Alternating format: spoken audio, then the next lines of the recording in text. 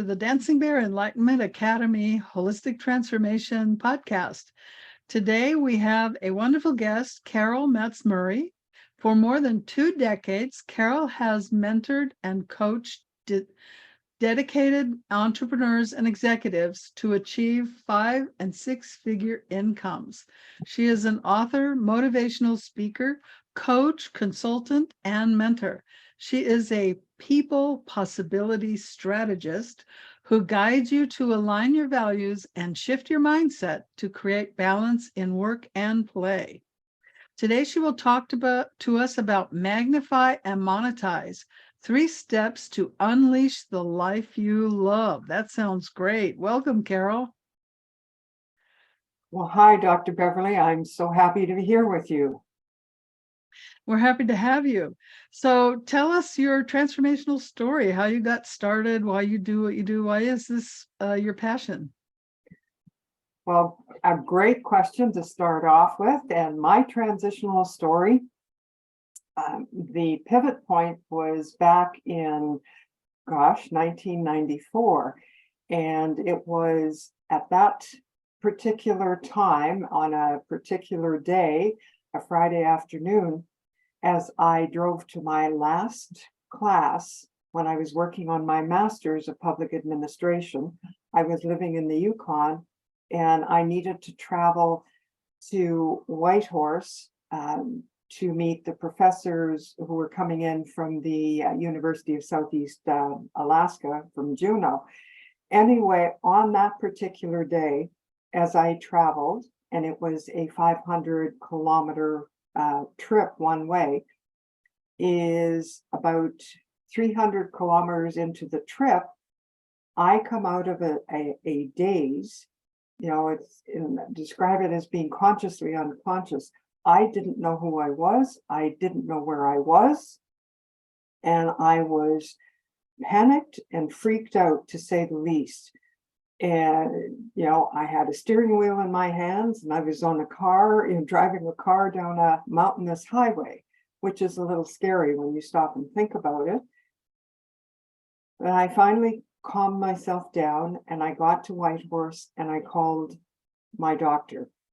And her response was, Carol, you've been under a tremendous amount of stress. Your whole life, actually. And if you don't do something about it, I'll make you do something about it. Mm-hmm. Well, those words were that particular moment, I made a decision that I needed to deal with what was going on in my life. And at that point, I was also at the bottom of the spiral, because I had burnt myself out so badly and really played havoc with my body all of my life, really from the time of a little girl up till that point. There were traumas that I had not dealt with from my childhood. There were traumas from a violence-filled marriage I hadn't dealt with. I was a workaholic. I had created that pattern as a way of coping and surviving. I was everybody's caretaker. So here I was, right at the bottom, and I needed to be taken care of. And really and truly, that was the beginning of my naked leadership journey. It really was about me discovering who I am and letting go of the traumas and the experiences, because yes, they helped me get where I am, and I am as a result of them. However, they're not me.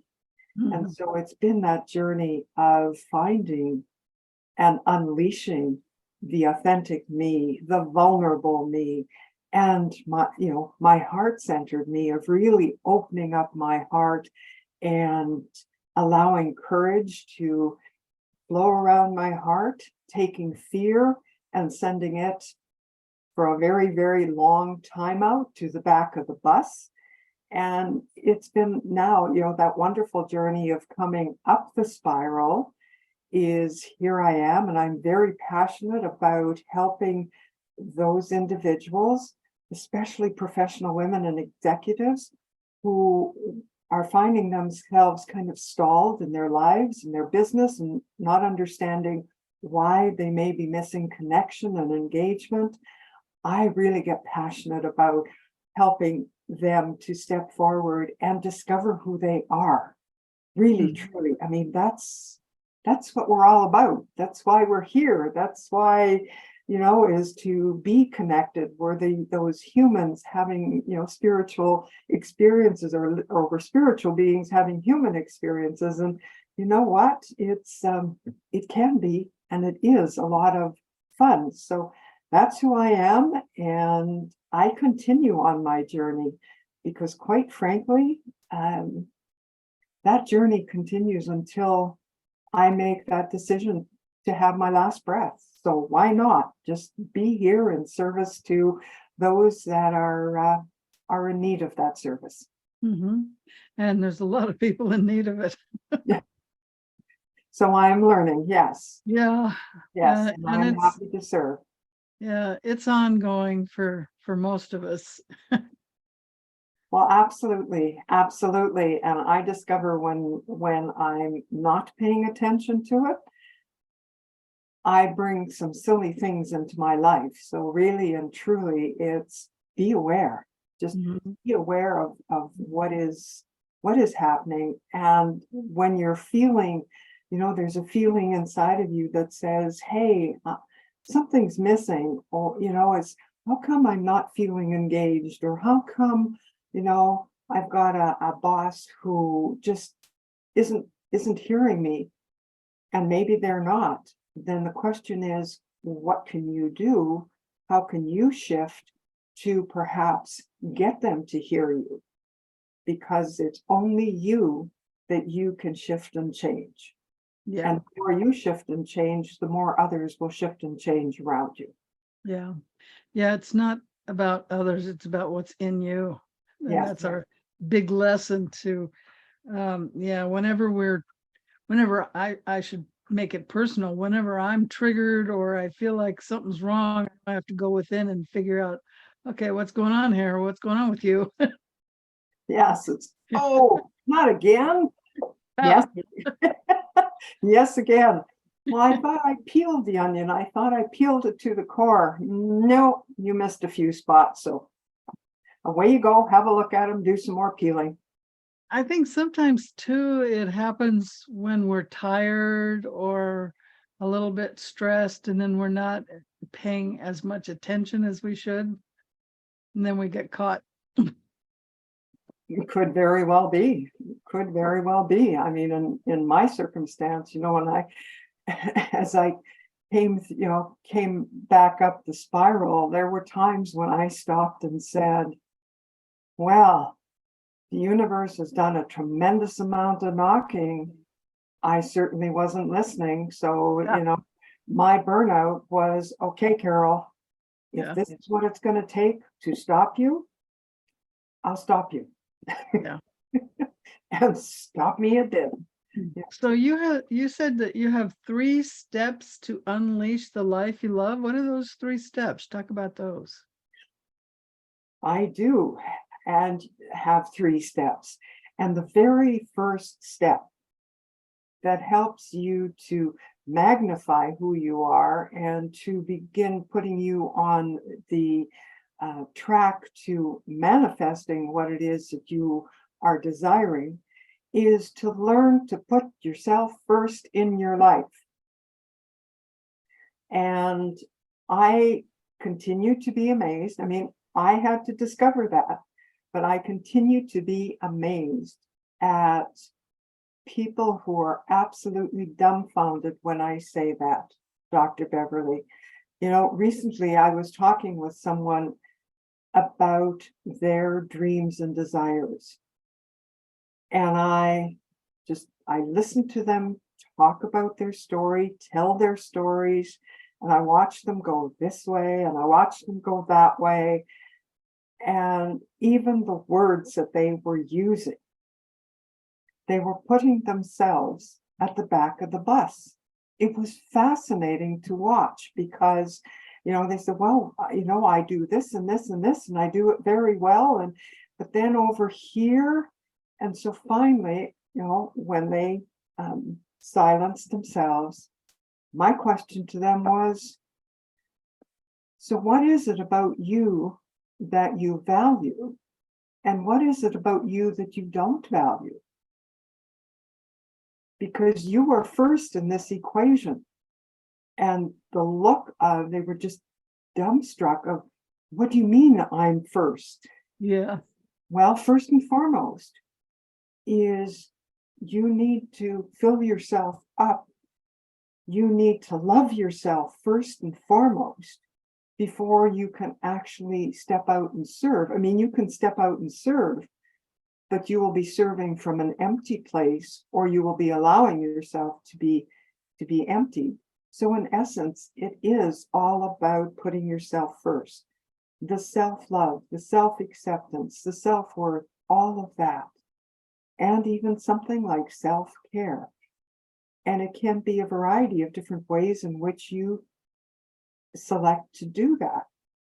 And one of the exercises that I use and encourage others to use in that discovery of self is standing in front of a mirror and looking into your eyes, deeply into your eyes for 2 minutes at a time, and telling yourself that you love you. I love you. It does amazing things. Absolutely. The song I sing. Yes. I love you. I love you. Goes Yes. on and on. But Absolutely. because if you don't love yourself, how can you know how to love anyone else? Well, you wouldn't. Because you're not accepting who you are. How could you love someone else and accept who they are? So it all starts from within, and that is you put yourself first. Yeah. The second way to begin to, magnify who you are, quite frankly, is begin to melt the barriers that we surround ourselves with. And people will say, well, I don't have any barriers. I don't have any limitations. Really? Yeah, they're the ones with the most barriers. Yes, really. Just You making can't that see the statement barrier. yeah, that's a barrier in itself. And well, people get, well, what will I do? Well, it begins with looking at, what is it that is keeping you from moving forward? It might be a habit, such as in my case, becoming a workaholic. I had to prove myself to everybody else except me. So what are those habits that keep you stuck? And when you look at that, then the melting begins. I mean, you can pour hot water over it and melt it all at once, and sometimes that happens. Or you begin to look at that habit and you begin to see how you can shift and change it. And that does, that sometimes takes some time. And it depends entirely on what those barriers and those limitations are. And also one of the next steps that you can do is you begin to have a mindset shift, which also helps you to take off your masks. And it also helps you to melt your barriers. Because when I'm talking about a mindset shift, it's looking at something through a positive lens versus negative lens.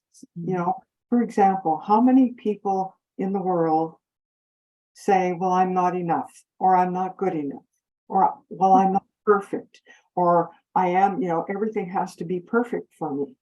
Let's use that one for a moment. Wow. Why does it need to be perfect?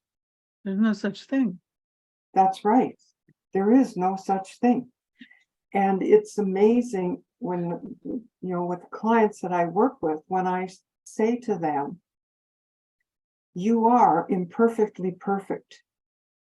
You are as you are.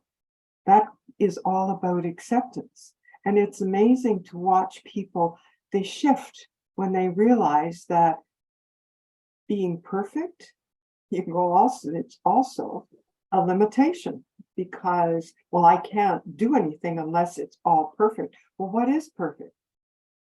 So you look at it and you just shift it. You just keep telling yourself, yes, I am imperfectly perfect. I'm whole, and complete.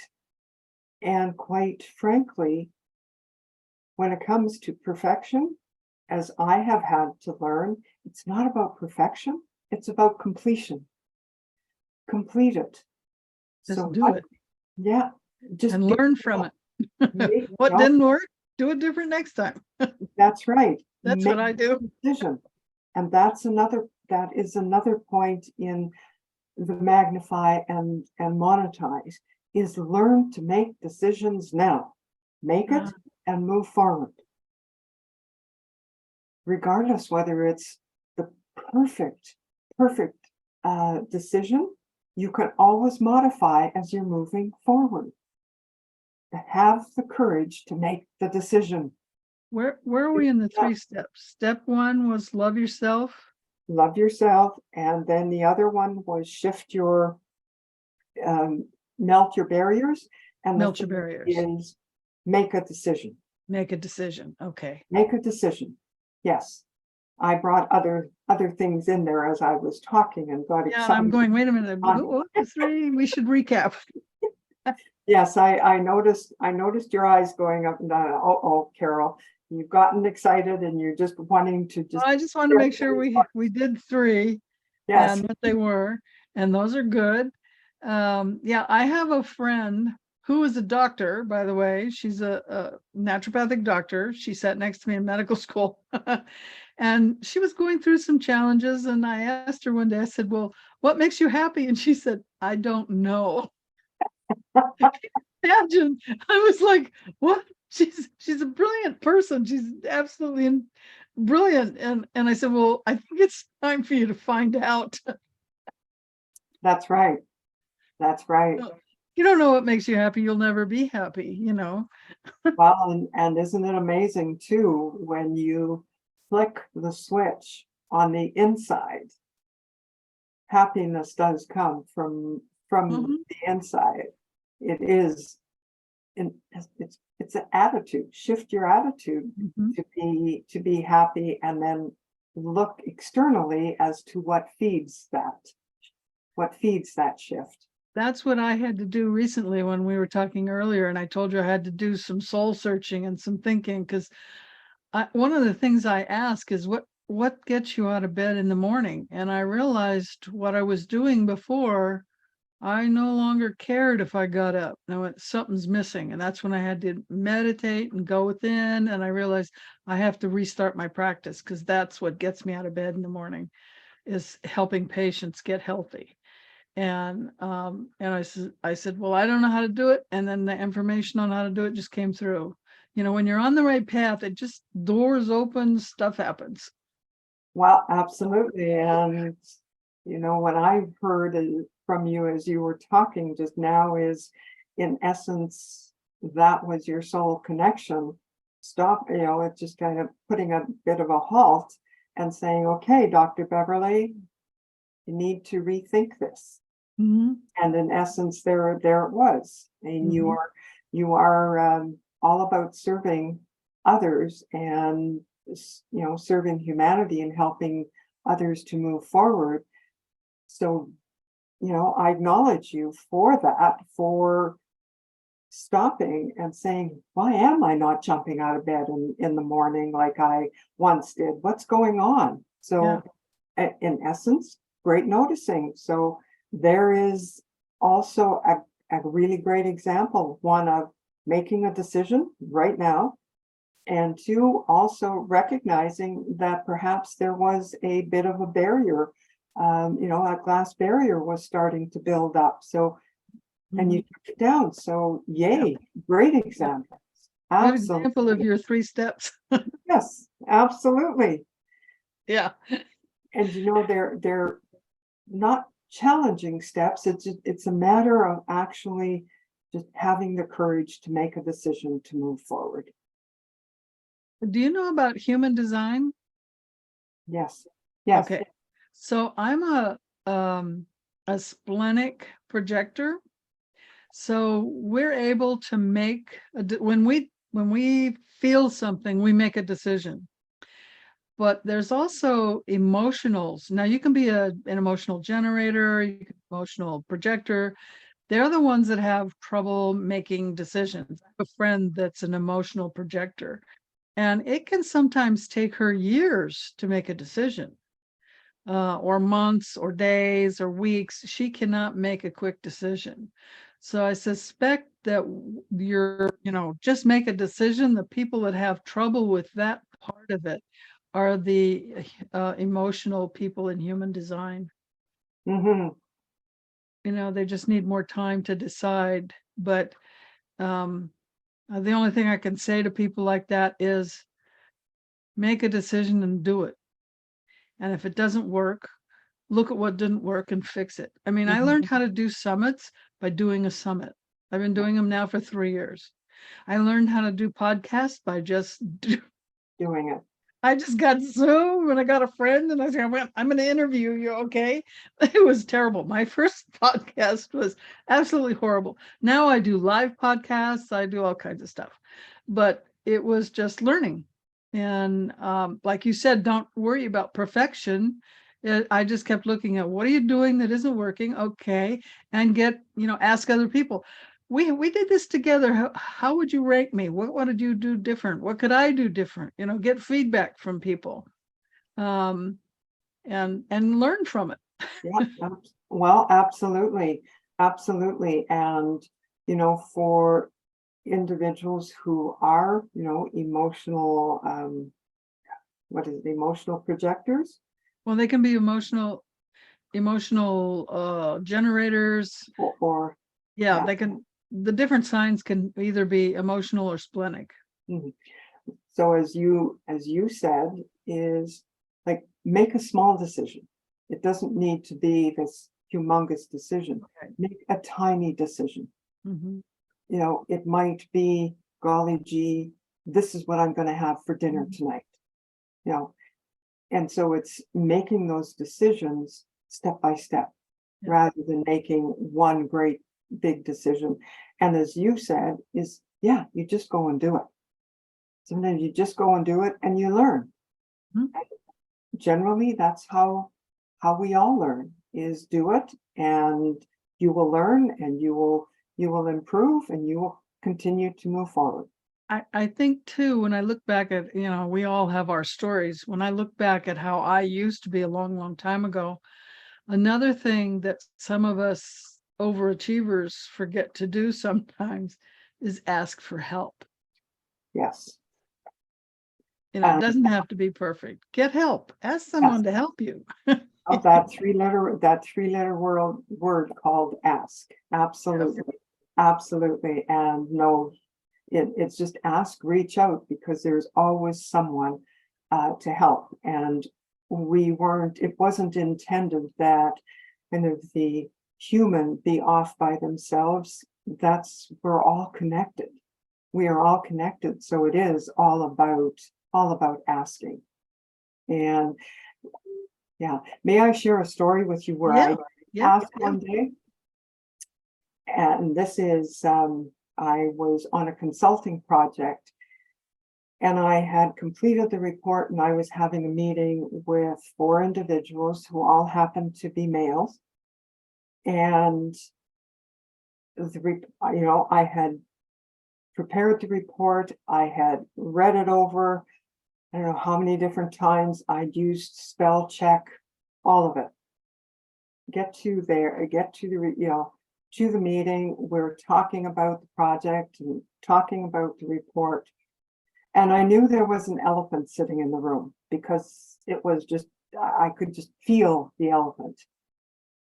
And finally, I just said to the 4 males in the room, I said, I'm feeling that there is something that's just a little off. Well, all 4 faces, or their necks, started to get red, and their faces red as well. And I just looked at them and I said, what is it?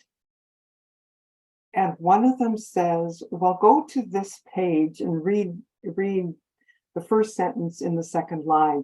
So it was at the beginning of the, fairly close to the beginning of the report. I went in and read.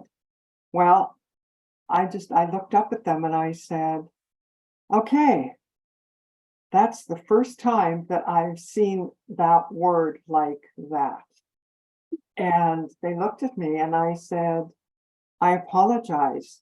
Even I did spell check, but I do apologize because when I wrote the word, I thought I was writing public and I didn't write public. What you wrote? I wrote pubic. Yeah. And that was my mind. That was, it's yes, there was dyslexia, but and I just looked at them. And so yes, I was a consultant, but I actually burst out laughing. And I said, yeah. My sincere apologies. This wasn't meant to didn't mean to upset you. It was just, I did this. It just happened. And so speak up when things like that happen. So when I finished speaking, it was just like, the energy just, they didn't have to have red faces anymore. I said, things happen. Things do happen. And I said, for me, it's a huge lesson because even though I used spell check and I read the report, I needed to have somebody else read it for me. And I didn't ask anybody else. So yeah. It's perceptive of you to know there was something wrong, but a lot of people know something's wrong and don't do anything about it. You did, you left, you took ownership of it. I have a problem with people who blame someone else. You didn't blame anyone else. You owned it, Yeah. And I think people will respect you for that. And they know people make mistakes. So when you own it, they go, oh, okay, she admits she made a mistake. You apologize. And now you can move on. Yes, absolutely. Absolutely. And one part, before my burnout, I would have probably sat and just, oh my goodness, and not said anything. But really that's the authenticity in who I am. Yeah, own it. Yeah. Life is as it is. Shifts happen. And one of my favorite phrases is, okay, that happened. Yeah. That's my response. And then I laugh. Yes. Like you did. Well, for me, I would, when I was a perfectionist and overachiever, I would never ask for help. And I don't remember if someone told me or I read it or where this came from, but the message was, you are depriving someone else of the joy of helping someone when you don't ask for help. Because we like helping others. So why don't we let others help us? Because then you're giving them a happiness. Oh, I get to help you. And people actually like it when they get to be of service, unless they're jerks, in which case it doesn't matter. Yeah. I don't have a lot of jerks in my life anyway. Well, you bring up a very, very salient point. Yes, people like to help. People like to be in service. So it's up to us to ask. Because if you don't ask, you don't receive.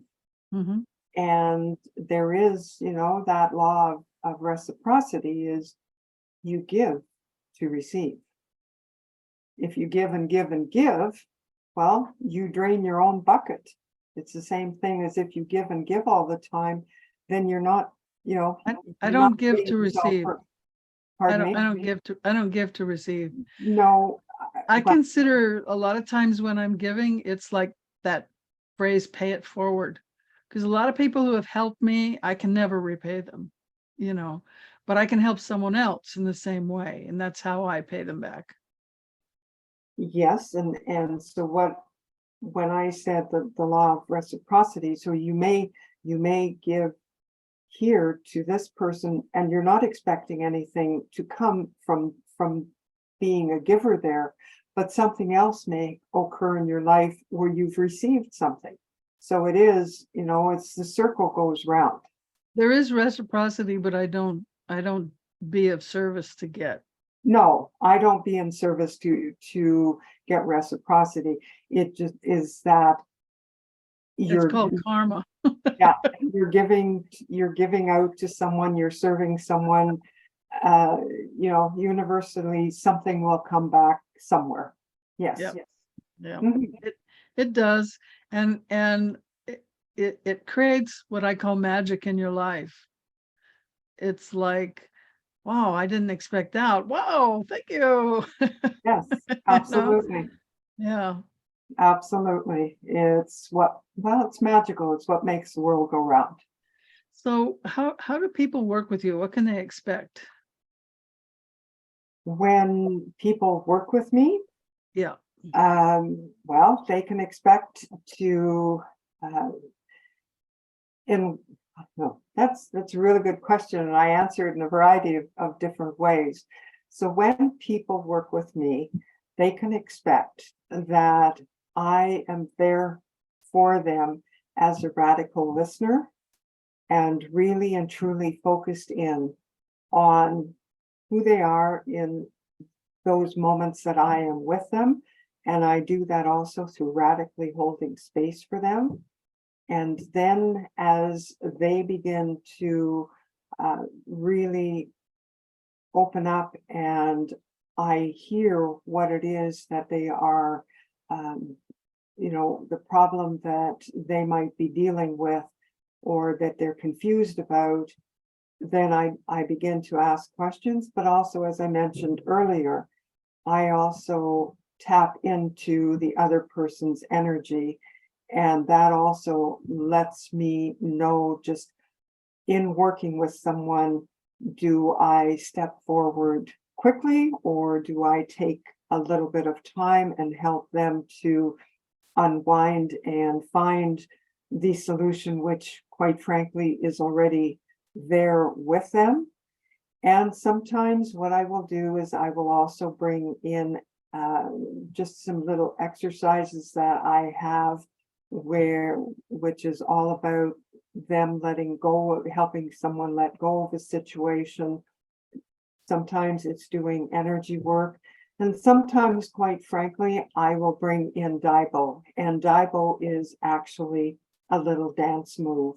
And DIBO stands for dancing your butts off. And butts is BUTS, not BUTTS. So that's, Oh, I get it. yes. So, Dyslexic mind had to think about the difference.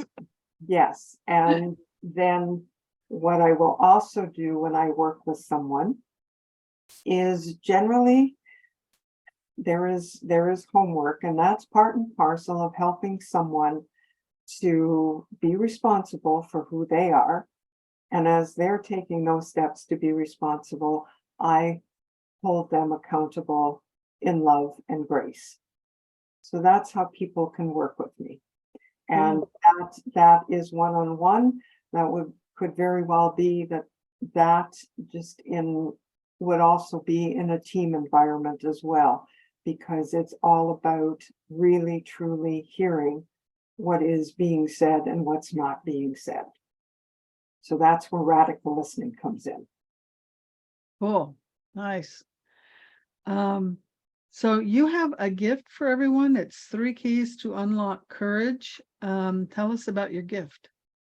Yes, my gift is the 3 keys to unlock courage, because as I mentioned earlier, for me, courage is the key to making that decision to move forward. And courage, the root word of courage is heart. And as we open up our hearts and begin to live from that heart-centered place, courage comes forward. And when we have that and build our courage muscle, it's like building our ab muscles, is really and truly, that is a step forward in aligning who we are with ourselves. And when we, as I said earlier, when we have the courage to make that decision, making a decision is that gap between an issue, a solution, and an action. And it can be short or it can be long. So that's what the gift is about. It's to encourage the reader to step into their courage and to move forward and make decisions that will, that they are wanting to make in their life. And if they have any questions, they can reach out to me at my email that is in the free gift, or they can find me on LinkedIn at Carol Metz Murray. Great. So for those of you that are on YouTube, I'll have the link down below. And if you're on the podcast, the link is Carol Metz Murray, METZMURRAY. So carolmetzmurray.com/debunking -courage. So it's debunking -courage. So Carol, CAROL, Metz, METZ, Murray, MURRAY. So carolmetzmurray.com/debunking-courage. So that's the free gift.